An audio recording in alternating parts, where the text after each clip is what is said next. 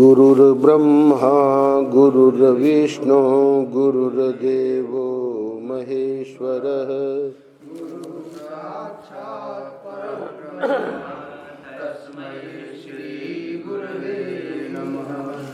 रामं रामानुजं सीतां भरतं भरतानुजं सुग्रीवं वायुसूनुं च प्रणमामि पुनः पुनः। नमोऽस्तु रामाय सलक्ष्मणाय देव्यै च तस्यै जनकात्मजायै। नमोऽस्तु रुद्रेन्द्रयमानिलेभ्यो नमोऽस्तु चन्द्रार्कमरुद्गणेभ्यः। नारायण नारायण नारायण नारायण। श्रीमद् वाल्मीकि रामायण में कल जहाँ प्रसंग को विराम दिया था, विश्वामित्र जी राम और लक्ष्मण के साथ जनकपुर की ओर यात्रा कर रहे हैं। जिस कार्य के लिए दोनों भाइयों को लाए थे अयोध्या से, वो कार्य पूरा हो चुका है। पर ये बताया कि वहाँ एक धनुष रत्न है, वो दर्शनीय है। तो ये यात्रा हो रही है और यात्रा के बीच में ही एक सुंदर सा नगर देखकर भगवान राम पूछते हैं विश्वामित्र जी को उस नगर के बारे में। तो बताते हैं कि एक राजा खुश हुए और उनके 4 पुत्र हुए। उन चारों पुत्रों को राजा ने कहा कि तुम लोग अब अपना अपना देखो, बंटवारा कर दिया। तो चारों ने नगर बनाए। तो वसु जो थे, उसने जो वसुमती नगर बनाया, वही नगर ये है। कुशनाभ के बारे में भी विश्वामित्र जी ने बताया कि जो 4 पुत्रों में एक पुत्र कुशनाभ थे, उनकी 100 कन्याएं हुई और बड़ी सुंदर थी। और एक बार ऐसा हुआ कि वे उद्यान में थी तो वायु देवता का मन मचल गया और उन लोगों ने जब वायु देवता के प्रस्ताव को स्वीकार नहीं किया तो सभी के सभी कुबड़ी हो गई। अब जब आई हैं पिता के पास, पिता को बड़ा दुख हुआ, देख के पूछा कि ऐसा कैसे हुआ।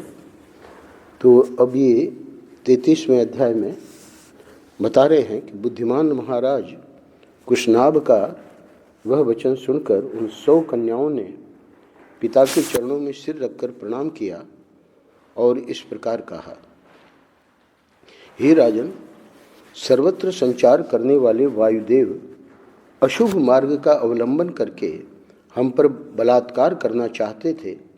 धर्म पर उनकी दृष्टि नहीं थी। इस अध्याय में ये बताया जाएगा कि धर्म पर जिसकी दृष्टि होती है उसका कोई कुछ नहीं बिगाड़ सकता। अब ये राजकन्याएं जो थी, इनकी दृष्टि चूँकि धर्म पर थी, उन्होंने पूरा वर्णन कर रही हैं। हमने उनसे कहा, देव आपका कल्याण हो, हमारे पिता विद्यमान हैं, हम स्वच्छंद नहीं हैं। आप पिताजी के पास जाकर हमारा वर्ण कीजिए। यदि वे हमें आपको सौंप देंगे तो हम आपकी हो जाएंगे। परंतु उनका मन तो पाप से बंधा हुआ था, उन्होंने हमारी बात नहीं मानी। हम सब बहनें यही धर्म संगत बातें कह रही थी तो भी उन्होंने हमें गहरी चोट पहुंचाई, बिना अपराध के ही हमें पीड़ा दी। तो ये पीड़ा जो वायु की हो रही है 100 की 100 राजकन्याओं को, तो वर्णन करती है पिता को कि उनकी वो वर्णन करने के बाद उनकी बात सुनकर परम धर्मात्मा महातेजस्वी राजा ने उन अपनी परम उत्तम 100 कन्याओं को इस प्रकार उत्तर दिया, हे पुत्रियों, क्षमाशील महापुरुष ही जिसे कर सकते हैं वही क्षमा तुमने भी की है। यह तुम लोगों के द्वारा महान कार्य संपन्न हुआ है। पिता प्रसन्न है। तुम सबने एक मत होकर जो मेरे कुल की मर्यादा पर ही दृष्टि रखी है, काम भाव को अपने मन में स्थान नहीं दिया है, यह भी तुमने बहुत बड़ा काम किया है। कृष्णाब जी कहते हैं कि स्त्री हो या पुरुष, उसके लिए क्षमा ही आभूषण है। हे पुत्रियों, तुम सब लोगों में समान रूप से जैसी क्षमा या सहिष्णुता है, वह विशेषतः है देवताओं के लिए भी दुष्कर ही है। उड़िया बाबा जी महाराज सहिष्णुता पे बहुत जोर देते थे। अगर हमारे में सहिष्णुता नहीं है तो हम जीवन में कुछ भी नहीं कर सकते, अध्यात्म जीवन में हम फेल हैं। तो क्षमा भी है, सहिष्णुता भी है। तो इसलिए अगले श्लोक में कहते हैं, क्षमा दानम, क्षमा सत्यम, क्षमा यज्ञाश्च पुत्रिकाः, क्षमा यशः, क्षमा धर्म है, क्षमायाम विष्टितम जगत।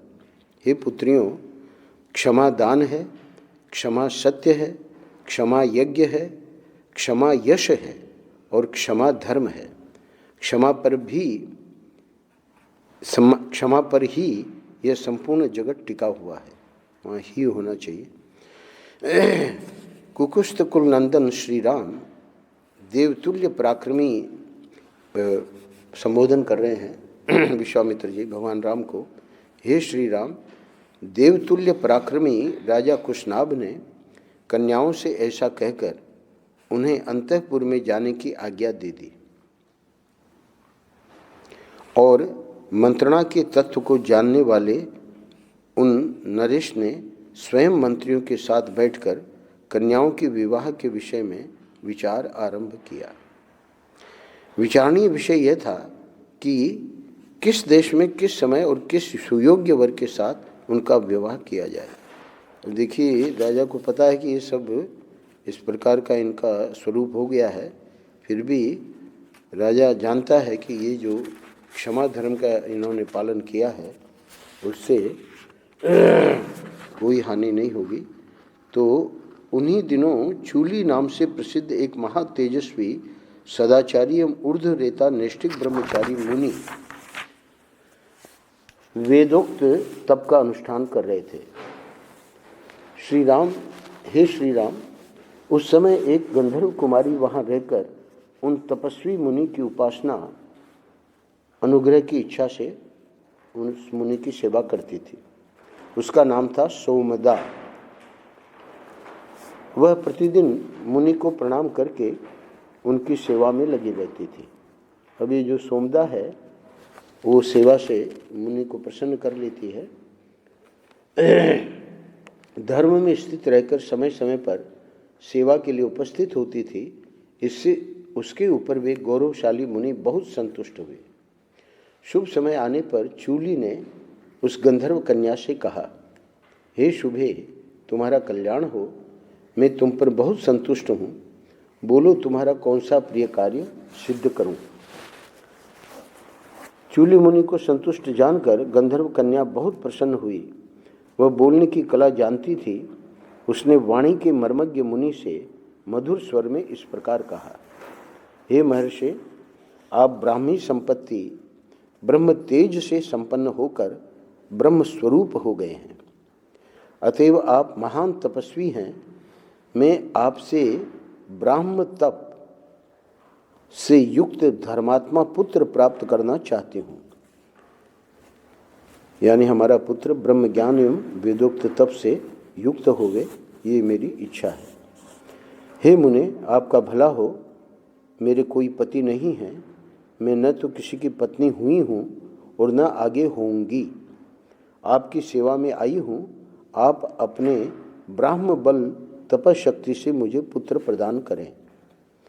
उस गंधर्व कन्या की सेवा से संतुष्ट हुए ब्रह्मर्षि चूली ने उसे परम उत्तम ब्राह्म तप से संपन्न पुत्र प्रदान किया। यहाँ वर्णन आया है, विश्वामित्र जी वर्णन कर रहे हैं। वो जो पुत्र था, वो जो चूली मुनि थे, उनके मानसिक संकल्प से प्रकट हुआ मानस पुत्र था। उसका नाम ब्रह्मदत्त हुआ। कुशनाभ के यहाँ जब कन्याओं के विवाह का विचार चल रहा था, उस समय राजा ब्रह्मदत्त उत्तम लक्ष्मी से संपन्न हो काम्पिल्या नामक नगरी में उसी तरह निवास करते थे जैसे स्वर्ग की अमरावतीपुरी में देवराज इंद्र। तो अब ये जो सोमदा और चूली मुनि का पुत्र ब्रह्मदत्त था, तो आगे की घटना में सुना रहे हैं। हे श्री राम, तब परम धर्मात्मा राजा कुशनाभ ने ब्रह्मदत्त के साथ अपनी 100 कन्याओं को ब्याह देने का निश्चय किया। महातेजस्वी भूपाल राजा कुशनाभ ने ब्रह्मदत्त को बुलाकर अत्यंत प्रसन्न चित्त से उन्हें अपनी 100 कन्याएं सौंप दी। और क्या चमत्कार क्या है? हे रघुनंदन, उस समय देवराज इंद्र के समान तेजस्वी पृथ्वीपति ब्रह्मदत्त ने क्रमशः उन सभी कन्याओं का पाणी ग्रहण किया। विवाह काल में उन कन्याओं के हाथों का ब्रह्मदत्त के हाथ से स्पर्श होते ही वे सब की सब कन्याएं कुब्जत्व दोष से रहित, निरोग तथा उत्तम शोभा से संपन्न प्रतीत होने लगीं। वात रोग के रूप में आए हुए वायुदेव ने उन कन्याओं को छोड़ दिया। यह देख पृथ्वीपति राजा कुशनाभ बड़े प्रसन्न हुए और बारंबार हर्ष का अनुभव करने लगे। भूपाल राजा ब्रह्मदत्त का विवाह कार्य संपन्न हो जाने पर महाराज कुशनाभ ने उन्हें पत्नियों तथा पुरोहितों सहित आदरपूर्वक विदा किया। अब राजा ब्रह्मदत्त की विदाई हो गई है 100 कन्याओं के साथ, मतलब 100 पत्नियों के साथ। अब आखिरी श्लोक में 33वां अध्याय पूरा होता है। गंधर्वी सोमदा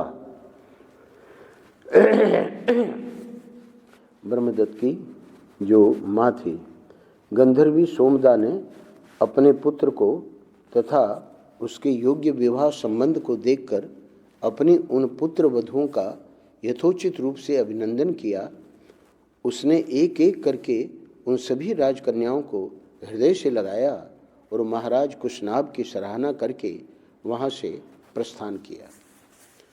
अगले अध्याय में विश्वामित्र जी वर्णन कर रहे हैं, क्योंकि कुशनाभ के पुत्र नहीं था तो प्राय पुराने समय में पुत्र का होना सभी लोग आवश्यक मानते थे, तो इसलिए पुत्रेष्टि यज्ञ का प्रचलन था। हे रघुनंदन, विवाह करके जब राजा ब्रह्मदत्त चले गए तब पुत्रहीन महाराज कुशनाभ ने श्रेष्ठ पुत्र की प्राप्ति के लिए पुत्रेष्टि यज्ञ का अनुष्ठान किया। उस यज्ञ के होते समय, यानी इस अध्याय की विशेषता क्या है कि धर्म की महिमा बताई जा रही है। भगवान राम तो सब जानते हैं, पर हम लोगों को भगवान राम को निमित्त बनाकर जो धर्म पे है उसको कभी डरना नहीं चाहिए। उस यज्ञ के होते समय, अब कुशनाभ पुत्रेष्टि यज्ञ कर रहे हैं, तो उस यज्ञ के होते समय परम उदार ब्रह्म कुमार महाराज कुश ने भूपाल कुशनाभ से कहा। अब यहाँ ये जो पिता हैं कुशनाभ के, तो आगे के वर्णन में लगता है कि इनका शरीर तो नहीं था, पर ये स्वर्ग से आए उस पुत्रेष्टि यज्ञ में और अपने पुत्र को कहते हैं, हे बेटा, तुम्हें अपने समान ही परम धर्मात्मा पुत्र प्राप्त होगा। तुम गाधी नामक पुत्र प्राप्त करोगे, यानी उसका नाम तुम गाधी रखना, और उसके द्वारा तुम्हें संसार में अक्षय कीर्ति उपलब्ध होगी। हे श्री राम, विश्वामित्र जी वर्णन कर रहे हैं, पृथ्वीपति कुशनाभ से ऐसा कहकर राजर्षि कुश आकाश में प्रविष्ट हो सनातन ब्रह्मलोक को चले गए। तो ऐसा लगता है कि वहीं से आए थे और वहीं चले गए, पर इतना बता दिया कि तुमको पुत्र की प्राप्ति होगी और उसका नाम गाधी रखना, और उस पुत्र के द्वारा तुमको अक्षय कीर्ति उपलब्ध होगी। अब विश्वामित्र जी बता रहे हैं कि कुछ काल के पश्चात बुद्धिमान राजा कुशनाभ के यहाँ परम धर्मात्मा गाधी नामक पुत्र का जन्म हुआ। तो ये कुशनाभ जो हैं, ये कौन है अगले श्लोक में पता लग जाएगा। हे रघुनंदन, वे परम धर्मात्मा राजा गाधी मेरे पिता थे। तो कुशनाभ जो हैं इनके पितामह हैं। विश्वामित्र जी के, मैं कुश के कुल में उत्पन्न होने के कारण कौशिक कहलाता हूँ। विश्वामित्र जी का कौशिक नाम से भी प्रसिद्धि है, क्योंकि वो कुश, राजा कुश के कुल में उत्पन्न हुए। हे राघव, मेरे एक ज्येष्ठ बहन भी थी। अब विश्वामित्र जी अपनी बहन के बारे में बता रहे हैं कि उसका क्या हुआ। जो उत्तम व्रत का पालन करने वाली थी, उसका नाम सत्यवती था। वह ऋचिक मुनि को ब्याही गई थी। अपने पति का अनुसरण करने वाली सत्यवती शरीर सहित स्वर्गलोक को चली गई थी। वही परम उदार महानदी कौशिकी के रूप में भी प्रकट होकर इस भूतल पर प्रवाहित होती है। तो अपनी बहन के बारे में कह रहे हैं कि वो सशरीर स्वर्गलोक चली गई। यहाँ उसका ज़्यादा वर्णन नहीं है, इतना ही वर्णन है कि एक रूप में वो यहाँ कौशिकी नदी के रूप में इस भूतल पर प्रभावित हो रही है। मेरी वह बहन जगत के हित के लिए हिमालय का आश्रय लेकर नदी रूप में प्रवाहित हुई। वह पुण्य सलीला दिव्य नदी बड़ी रमणीय है। हे रघुनंदन, मेरा अपनी बहन कौशिकी के प्रति बहुत स्नेह है। अब वो तो स्वर्ग में चली गई सशरीर, पर ये जो नदी है, अतः मैं हिमालय के निकट उसी के तट पर नियम पूर्वक बड़े सुख से निवास करता हूँ। तो ये तो यहाँ सिद्धाश्रम में आए हुए थे, तो बता रहे हैं अगले श्लोक में, पुण्यमयी सत्यवती सत्य धर्म में प्रतिष्ठित है। वह परम सौभाग्यशालिनी पतिव्रता देवी यहाँ सरिताओं में श्रेष्ठ कौशिकी के रूप में विद्यमान है। हे श्री राम, मैं यज्ञ संबंधी नियम की सिद्धि के लिए ही अपनी बहन का सानिध्य छोड़कर सिद्धाश्रम बक्सर में आया था। ये सिद्धाश्रम कहाँ है? बक्सर में, जैसे हमारे ओमेश वाले शर्मा जी ने बताया था। अब तुम्हारे तेज से मुझे वह सिद्धि प्राप्त हो गई है। तो ये कार्य इनका पूरा हुआ, अब ये वहीं वापस जाएंगे। हे महाबाहु श्री राम, तुमने मुझसे जो पूछा था उसके उत्तर में मैंने तुम्हें शोणभद्र तटवर्ती देश का परिचय देते हुए यह अपनी तथा अपने कुल की उत्पत्ति बताई है। मेरे कथा कहते कहते आधी रात बीत गई। तब ये स्वयं तो पहले ही कह चुके हैं कि मैं तो यानी मिथिला जाकर फिर हिमालय चला जाऊंगा, और यहाँ जो वर्णन चल रहा था सभी ऋषि लोग भी बैठे थे। तो अब बता रहे हैं कि आधी रात बीत गई और अब थोड़ी नींद ले लो। मैं चाहता हूँ कि अधिक जागरण के कारण हमारी यात्रा में विघ्न न पड़े। वहाँ का वर्णन कर रहे हैं। रात में जहाँ ठहरे हुए थे सारे वृक्ष निष्कंप जान पड़ते हैं, इनका एक पत्ता भी नहीं हिलता है। पशु पक्षी अपने अपने वास स्थान में छिपकर बसेरे लेते हैं। रात्रि के अंधकार से संपूर्ण दिशाएं व्याप्त हो रही हैं। धीरे धीरे संध्या दूर चली गई। नक्षत्रों तथा ताराओं से भरा हुआ आकाश सहस्राक्ष इंद्र की भांति सहस्रों ज्योतिर्मय नेत्रों से व्याप्त सा होकर प्रकाशित हो रहा है।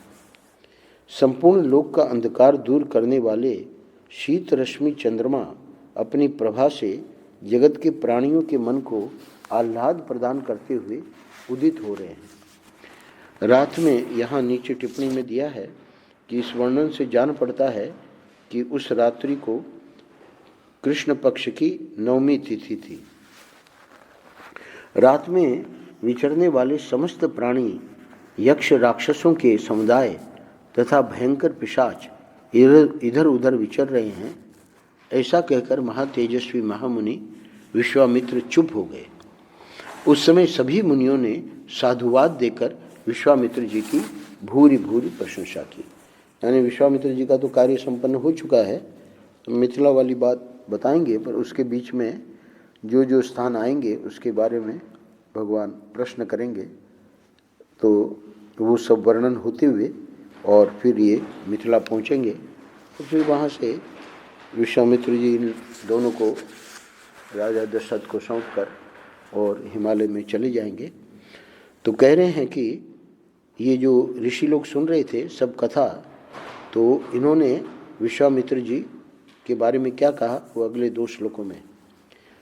कुश पुत्रों का यह वंश सदा ही महान धर्मपरायण रहा है। कुशवंशी महात्मा श्रेष्ठ मानव ब्रह्मा जी के समान तेजस्वी हुए हैं।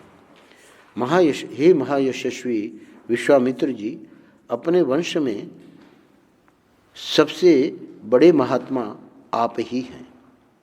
यानी उन्होंने कहा था कुशनाभ को कि गाधी जो है ये यश कीर्ति फैलाएगा, तो गाधी से विश्वामित्र जी उत्पन्न हुए और विश्वामित्र जी द्वारा ही बहुत बड़ी इस वंश की जो है महिमा। तो इसलिए कह रहे हैं ऋषि लोग कि अपने वंश में सबसे बड़े महात्मा आप ही हैं तथा सरिताओं में श्रेष्ठ कौशिकी भी आपकी कुल की कीर्ति को प्रकाशित करने वाली है। तो इतना सब कह के अब ये अंतिम 2 श्लोकों में ये अध्याय पूरा होता है। इस प्रकार आनंद मग्न हुए उन मुनिवरों द्वारा प्रशंसित श्रीमान कौशिक मुनि अस्त हुए सूर्य की भांति नींद लेने लगे। वह कथा सुनकर लक्ष्मण सहित श्री राम को भी कुछ विस्मय हो आया। वे भी मुनि श्रेष्ठ विश्वामित्र की सराहना करके नींद लेने लगे। यानी एक जो तपस्वी महात्मा कौशिकी से वहाँ हिमालय से आके और अपने उसका अनुष्ठान यहाँ पूरा करने के लिए राजा दशरथ के पास गए, इन दोनों को मांग के लाए और ये हमारी सुबाहु का भगवान ने ये किया उद्धार। तो पूरी की पूरी जब अपनी घटना बताई कि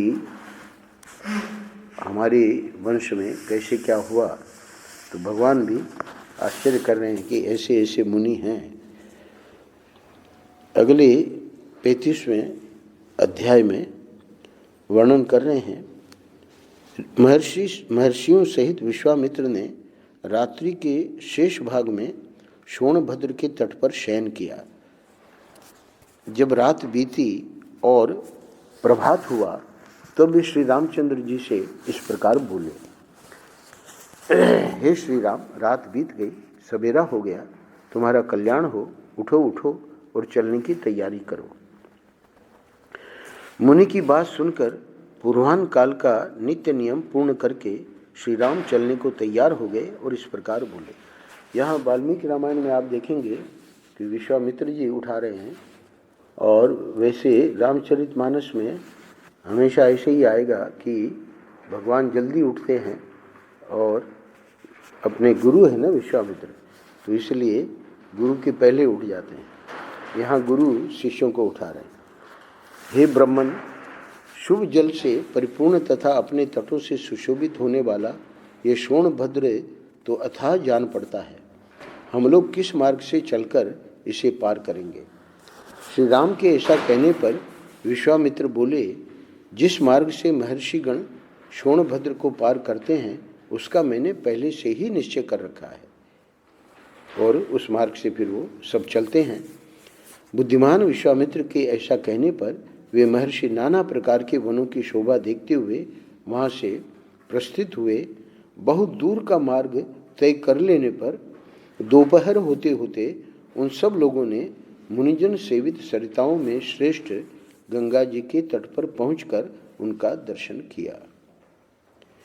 हंसों तथा सारसों से सेवित पुण्य सलीला भागीरथी का दर्शन करके श्री रामचंद्र जी के साथ समस्त मुनि बहुत प्रसन्न हुए।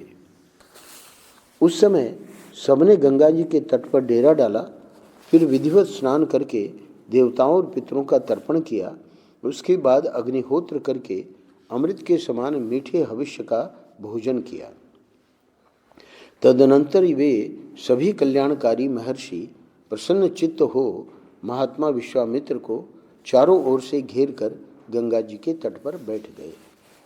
जब ये सब मुनि स्थिर भाव से विराजमान हो गए और श्री राम तथा लक्ष्मण भी यथा योग्य स्थान पर बैठ गए, तब श्री राम ने प्रसन्न चित्त होकर विश्वामित्र जी से पूछा, हे भगवान, मैं ये सुनना चाहता हूँ कि 3 मार्गों से प्रवाहित होने वाली नदी ये गंगा जी, यानी स्वर्ग में भी, यहाँ मनुष्य लोक में भी, मर्त्यलोक में भी और पाताल में भी, तो 3 मार्गों में प्रवाहित होने वाली नदी ये गंगा जी किस प्रकार तीनों लोकों में घूमकर नदों और नदियों के स्वामी समुद्र में जा मिली हैं।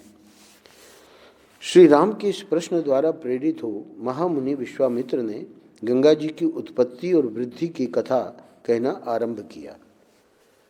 अब यहाँ से ये कथा शुरू होती है। हे श्री राम,